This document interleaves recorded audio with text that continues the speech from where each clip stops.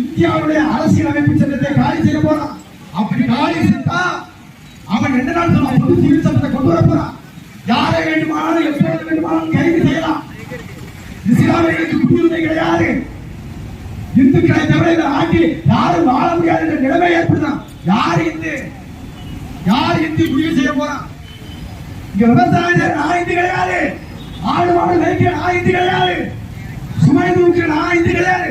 அவன் இந்து ஒரு வரையறைக்குள்ள கொண்டு வரான். அந்த வரையறை யாருக்கு உங்களுக்கு தெரியும்? நாம கிடையாது.